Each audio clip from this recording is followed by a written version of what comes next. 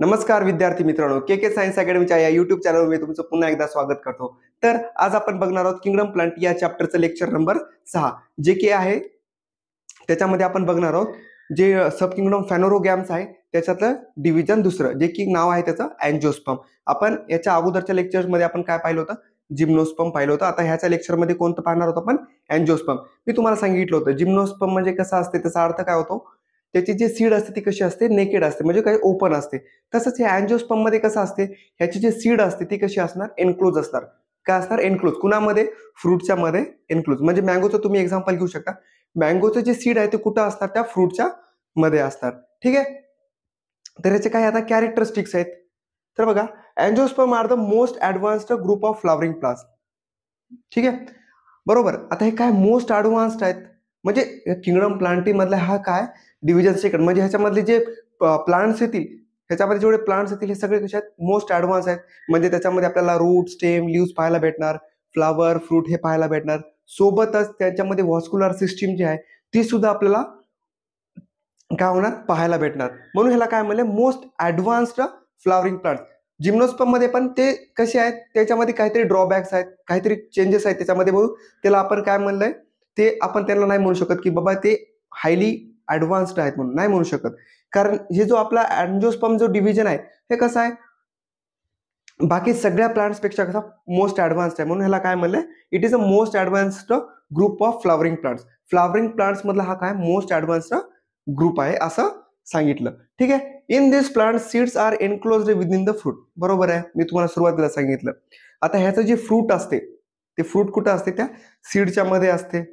बरोबर. एक्झाम्पल पण मी तुम्हाला सांगितलं आंब्याचं, मँगोचं, जे की काय असते ते त्याच्यामध्ये काय असते? सीड असते. ठीक आहे. Angiosperm is a highly evolved plant primarily adapted to terrestrial plant. आता बघा, आता काय म्हणते ह्यानी? हे काय हायली इव्हॉल्व्ड आहे. इव्हॉल्व म्हणजे काय? उत्क्रांतीनुसार जर आपण ह्याचा जर क्रम लावला तर हे सर्वात इव्होल्युशनरी जर ह्याचा विचार केला, उत्क्रांतीचा जर विचार केला तर हे कसे आहेत? खूप इव्हॉल्व्ड आहेत. म्हणजे याच्यामध्ये आपल्याला अशी कोणताच ड्रॉबॅक भेटणार आहे ह्या प्लांट्समध्ये. म्हणजे याच्यामध्ये आपल्याला सगळ्या गोष्टी, म्हणजे रूट, स्टेम, लिव्स सगळं, फ्लावर, फ्रूट, व्हॉस्क्युलर सिस्टीम सगळं, आणि खूप अजून त्याच्यापेक्षा काही जर असेल तर ते सगळ्या गोष्टी आपल्याला कशा ह्याच्यामध्ये पाहायला भेटतात, जे की आपण अगोदरच्या ह्या डिव्हिजन मध्ये पाहिलेलं नाहीये. क्रिप्टोगॅम्स मध्ये तर पाहिलेलंच नाहीये. क्रिप्टोगॅम्स मध्ये जे टेरिडोफायटा होतं त्याच्यामध्ये आपल्याला रूट, स्टेम, लिव्स पाहायला भेटले, पण त्याच्यामध्ये फ्लावर आणि फ्रूट नव्हतं, पण त्याच्यामध्ये व्हॉस्क्युलर सिस्टीम होती. पण जेव्हा आपण जिम्नोस्पर्म मध्ये आलो, फॅनोरोगॅम्स मधलं जे डिव्हिजन आहे पहिलं, त्याच्यामध्ये आलो तेव्हा त्याच्यामध्ये पण रूट, स्टेम, लिव्स होतं, पण त्याच्यामध्ये काय त्याचे जे सीड्स होते ते कशा होत्या? नेकेड होत्या, म्हणजेच काय? ओपन होत्या. पण ह्याच्यामध्ये कसं आहे? ह्याच्यामध्ये आपल्याला रूट बी पाहायला भेटले, स्टेम पण पाहायला भेटले, लिव्स पण पाहायला भेटले, ह्याच्यामध्ये फ्लावर आहे, फ्रूट आहे, आणि सोबतच काय ह्याच्यामध्ये व्हॉस्क्युलर टिश्यूज म्हणजेच काय व्हॉस्क्युलर सिस्टीम पण आपल्याला पाहायला भेटायली. ठीक आहे. म्हणून काय म्हणले? Angiosperm is highly evolved plant primarily adapted to terrestrial habitat. म्हणजे हे टेरेस्ट्रियल हॅबिटॅट म्हणजे हॅबिटॅट काय याचं? टेरेस्ट्रियल. टेरेस्ट्रियल म्हणजे काय? आपण जमिनीवर म्हणू शकता. टेरेस्ट्रियल हॅबिटॅट आहे म्हणजे प्रायमरी सुरुवातीला ह्यांनी काय केलं बाबा? ह्यांचं जे हॅबिटॅट आहे ते कुणाला निवडलं? टेरेस्ट्रियल हॅबिटॅट निवडलं, म्हणजेच कुठं? जमिनीवर राहण्यासाठी. आता हॅबिटॅटचे सुद्धा वेगवेगळे प्रकार आहेत, जसं की आहे डेझर्ट आहे म्हणजे वाळवंटामध्ये, स्नोवी रिजन आहे म्हणजे कुठं येणार ते? ह्याच्यामध्ये बर्फाळ प्रदेशामध्ये. त्याच्यानंतर दुसरं पण आहे, काय म्हणता येईल त्याला आपल्याला? Grassland habitat. हे सुद्धा काय वेगवेगळ्या प्रकारचे हॅबिटॅट आहे. पण ह्याचं जे आहे ह्यांनी कोणतं हॅबिटॅट निवडलं? टेरेस्ट्रियल. म्हणजे हे प्रायमरीली कुणाला निवडलं ह्यांनी? टेरेस्ट्रियल हॅबिटॅट, म्हणजेच काय? जमिनीवर राहणं. अजून पण आहेत, जसे की आर्बोरियल आहे. आर्बोरियल म्हणजे कुठं? झाडावरचे. हे वेगवेगळ्या टाईपचे काय हॅबिटॅट्स आहेत. ठीक आहे, कळलं तुम्हाला हे? बघा पुढे काय म्हणते? They are vary in size. ते कसे आहेत? आता अँजिओस्पर्म मध्ये जे प्लांट्स आहेत ते सगळे सारखे आहेत का? नाही. ते कसे आहेत? सगळे डिफरंट आहेत, व्हॅरी आहेत, म्हणजे डिफरंट आहेत.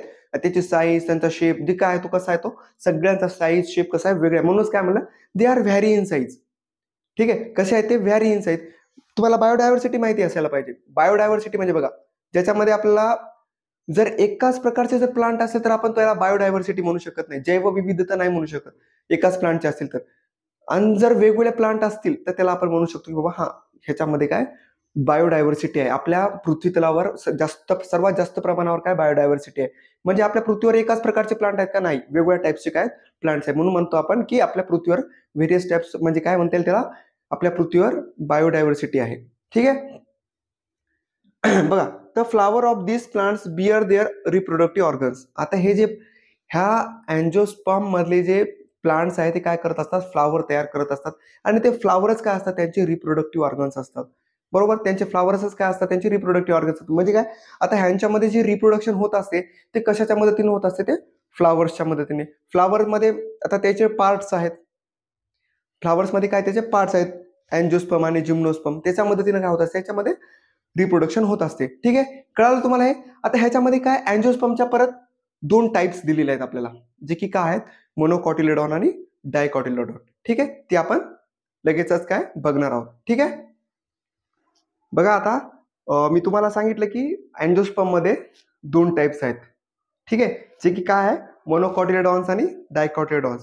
ठीक आहे, मी तुम्हाला जेव्हा आपलं क्लासिफिकेशन ऑफ प्लांट्स चं लेक्चर आपण सुरू होतं त्यावेळेस मी तुम्हाला सांगितलं होतं बाबा मोनोकॉटिलेडॉन्स काय असते आणि डायकॉटिलेडॉन्स काय असते. बघा, तर मोनोकॉटिलेडॉन्स म्हणजे ज्याच्यामध्ये काय असणार, फक्त आणि फक्त एकच कॉटिलेडॉन असणार. कुठे, सीडच्या मध्ये. सीडच्या मध्ये एकच कॉटिलेडॉन असतं, त्याला काय म्हणणार आपण, मोनोकॉटिलेडॉन. आणि ज्याच्या सीडमध्ये 2 कॉटिलेडॉन असतील त्याला आपण काय म्हणणार, डायकॉटिलेडॉन. ठीक आहे, काय म्हणणार आपण त्याला, डायकॉटिलेडॉन. ठीक आहे, त्याच्याच पद्धतीने आपण काय ह्याचं डिस्टिंग्विश बिटवीन म्हणजे ह्याच्यामधलं जे फरक आहे तो फरक आपण घेऊन आलेलो आहोत. ते फरक आता दोन्हीमध्ये काय काय ते आपण एकेकानं समजून घेऊया. ठीक आहे, तर बघा, मोनोकॉटिलेडॉन आणि डायकॉटिलेडॉन मध्ये आपल्याला काय बघायचंय, फरक बघायचा आहे. ठीक आहे, आता बघा, मोनोकॉटिलेडॉन मध्ये जे सीड आहे ते कसं आहे, सिंगल कॉटिलेडॉन. म्हणजे त्याच्यामध्ये काय असणार, त्याच्या सीडमध्ये काय असणार, एकच कॉटिलेडॉन असणार. आणि तसंच मग इकडे डायकॉटिलेडॉन मध्ये बघितलं तर काय आहे, त्याच्यामध्ये 2 कॉटिलेडॉन्स आहेत. त्याच्यामध्ये काय 2 कॉटिलेडॉन्स आहेत. ठीक आहे, जर आपण रूटचा विचार केला तर ह्याच्यामध्ये जे रूट्स आहेत ते कसे आहेत, फायब्रस रूट आहेत. आणि याच्यामधले कसे आहेत, टॅप रूट. मी तुम्हाला सांगितलं होतं फायब्रस रूट आणि काय असतात आणि टॅप रूट काय असतात, ह्याच्या अगोदरच्या लेक्चरमध्ये म्हणजे जिम्नोस्पर्म मध्ये पाहिलं होतं. ठीक आहे, जे रॅडिकल्स पासून तयार होतात त्याला आपण काय म्हणणार, काय म्हणणार आपण त्याला, टॅप रूट. आणि रॅडिकल सोडून जे रूट्स तयार होतील, म्हणजे रॅडिकल्सला धरून जे रूट्स तयार होतात त्याला आपण काय म्हणणार, टॅप रूट. पण जे रॅडिकल सोडून जे अशीच अस्ताव्यस्त तयार होतात त्या रूट्सला आपण काय म्हणणार, फायब्रस रूट. म्हणजे ते की कुठं पाहायला भेटतात आपल्याला, ऑनियनच्या प्लांटमध्ये पाहायला भेटतात. ऑनियनचं प्लांट बघू शकता तुम्ही, ऑनियन आपला कांदा जो आहे तो कांदा बघू शकता तुम्ही, त्याचे जे रूट्स असतात ते कसे असतात, तंतुमय असतात, फायब्रस असतात. ठीक आहे, तर ह्याचा स्टेमचा विचार करा. आता स्टेम कसा असते याचा, हॉलो, म्हणजे काय एकदम पोकळ असतो. बांबूचं तुम्ही हे बघितलं असेल, झाड बांबू बघितलं असेल तुम्ही, घरी बांबू सुद्धा असते आपल्या, तर ते बांबू जे असते ते मधातून कसं असते, पोकळ असते. म्हणजे त्याच्यामधून काय असते, सुराख असते. ठीक आहे, त्याच्यामधून काय असते, होल असते. त्याला आपण काय म्हणणार, हॉलो, म्हणजे पोकळ असते. त्याचं एक्झाम्पल काय, बांबू. आणि जे डिस्क लाईक आहे, बरोबर, डिस्क लाईक आहे, ते कशामध्ये आहे, ऑनियन मध्ये.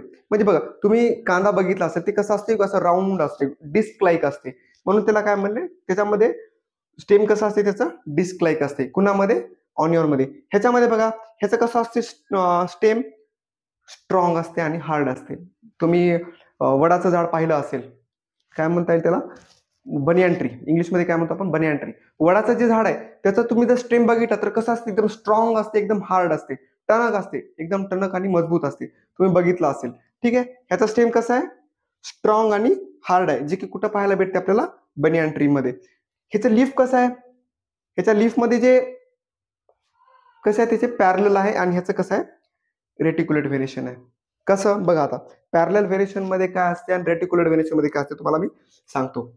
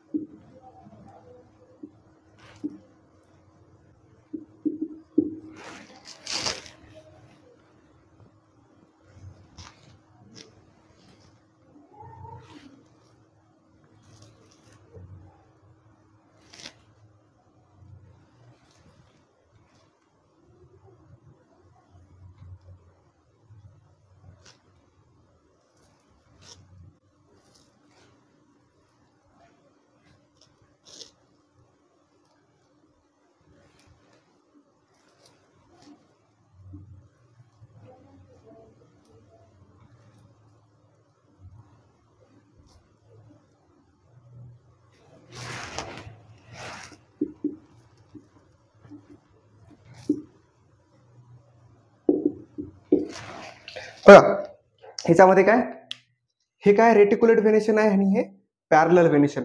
बघा आता ह्याच्यामधले जे रेटिक्युलेट व्हेनेशन जे आहे ह्याच्यामध्ये काय होणार, ही तुमचं जे आहे पूर्ण लीफ, ठीक आहे, आणि ही जे तुमच्या मधातून जे हे चालली लाईन जी चालली त्याला आपण काय म्हणणार, मिड व्हेन म्हणणार. त्याला काय म्हणणार आपण, या लाईनला काय म्हणणार आपण, मिड व्हेन म्हणणार. ठीक आहे, हे काय आहे मिड व्हेन. आणि हे जे आहेत, ह्या जे आहेत ह्या कोणत्या आहेत, व्हेन्स आहेत. ह्या काय आहेत, व्हेन्स. आणि ह्या व्हेन्स पासून जे दुसऱ्या व्हेन्स निघाल्या त्याला आपण काय म्हणणार, व्हेनलेट्स. त्याला आपण काय म्हणणार, व्हेनलेट्स म्हणणार. बघा ह्या मिड व्हेन पासून काय तयार होतात, व्हेन्स तयार होतात. त्या व्हेन्स मधून सुद्धा जे व्हेनलेट्स तयार होतात त्याला काय म्हणणार आपण, रेटिक्युलेट व्हेनेशन. त्याला काय म्हणणार आपण, रेटिक्युलेट व्हेनेशन. पण पॅरलल व्हेनेशन मध्ये तसं आहे का, तसं आहे का. बघा आता हे जे आपलं मिड व्हेन आहे त्या मिड व्हेनलाच काय सगळे जे लाईन्स आहेत ते काय, ते सगळे एकमेकाला पॅरलल आहेत, म्हणजे काय समांतर आहेत. ठीक आहे, कसे आहेत, हे समांतर आहेत. हे कुणामध्ये पाहायला भेटते मग आपल्याला रेटिक्युलेट व्हेनेशन. रेटिक्युलेट व्हेनेशन आपल्याला डायकॉटिलिडॉन मध्ये पाहायला भेटते. ठीक आहे, आणि जे पॅरलल व्हेनेशन आहे ते कुठं पाहायला भेटते आपल्याला, मोनोकॉटिलिडॉन मध्ये पाहायला भेटते. ठीक आहे, हे काय मोनोकॉटिलिडॉन मध्ये कोणतं व्हेनेशन पाहायला भेटते, पॅरलल व्हेनेशन.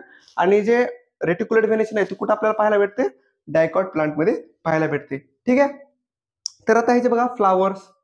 फ्लावर्स कसे आहेत, ह्याच्यामध्ये जे मोनोकॉटिलिडॉन प्लांट्स मध्ये जे फ्लावर्स येत असतात ते कसे असतात, ट्रायमेरस असतात. म्हणजे बघा ज्या त्याला आपण काय म्हणता येईल, पेटल्स.